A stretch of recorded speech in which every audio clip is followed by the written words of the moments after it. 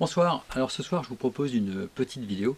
J'ai reçu aujourd'hui un email d'un internaute qui a regardé mes vidéos sur KiCad et qui se posait la question de comment on pouvait procéder pour retirer le vernis épargne sur des pistes réalisées avec KiCad, pistes pour lesquelles on souhaite pouvoir déposer de l'étain, une épaisseur d'étain, pour permettre la circulation de courants importants.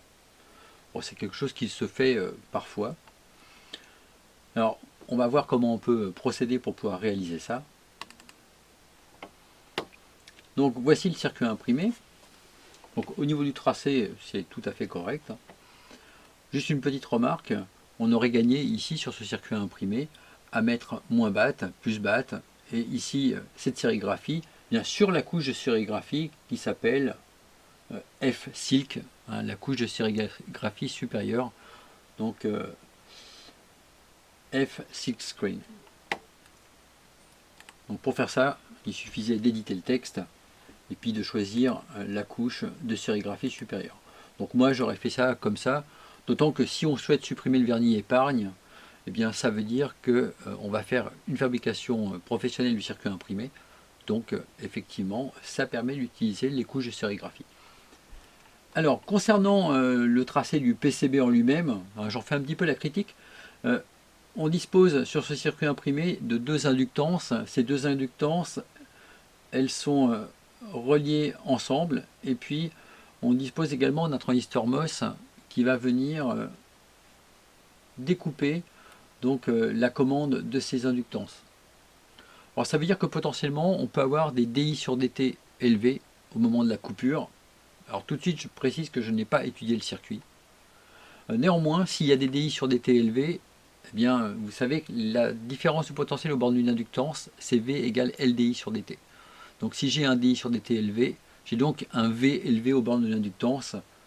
Et par conséquent, il est conseillé d'éviter d'avoir des pistes trop proches à des endroits où on risque de voir apparaître ce type de problématique. Voilà, donc c'est la seule remarque que je pouvais faire.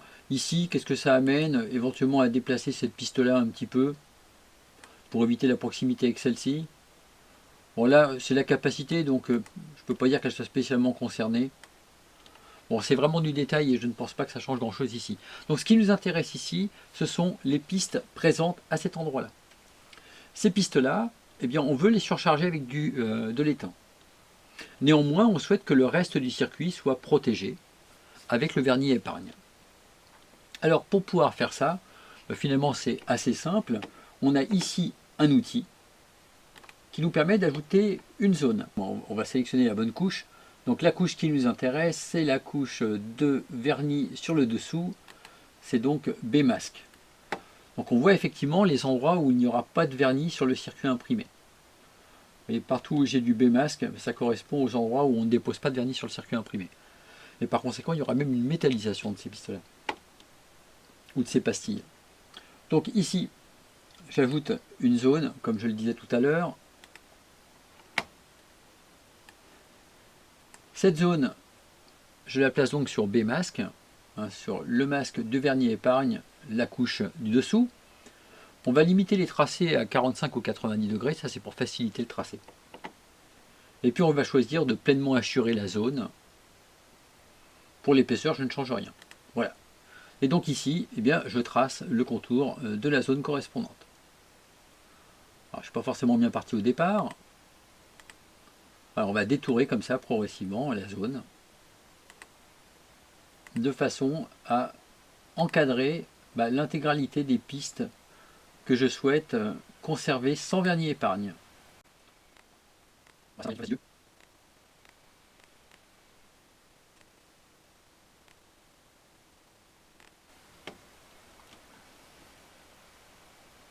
Donc voilà ce que ça donne pour la zone délimitée. On peut remettre les couches de cuivre pour voir. Donc on a bien inclus la totalité des pistes qu'on voulait préserver en termes de vernis épargne. Alors maintenant on va vérifier ça quand même, parce que ça me paraît intéressant. On va vérifier qu'effectivement on fait bien disparaître le vernis épargne sur ces différentes pistes. Pour ça, ce que je vous propose, c'est de générer les fichiers de fabrication. Donc les fichiers de fabrication, on les génère en allant ici, en tracé. Alors on choisit le format Protel classique, on met ça dans un dossier que j'ai appelé Gerber, et on trace. Et puis pour voir si le boulot était bien fait, eh bien on va aller ouvrir dans KiCad ici le Gerber Viewer.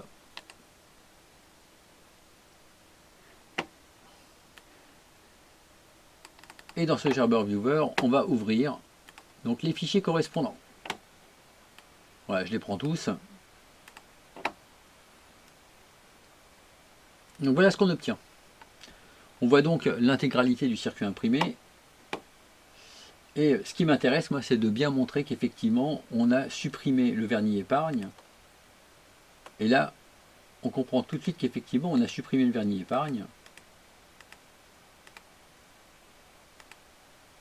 Et parce que finalement, ici, là, ce qu'on voit, c'est que partout où on avait des pastilles, effectivement, le vernis épargne n'est pas déposé.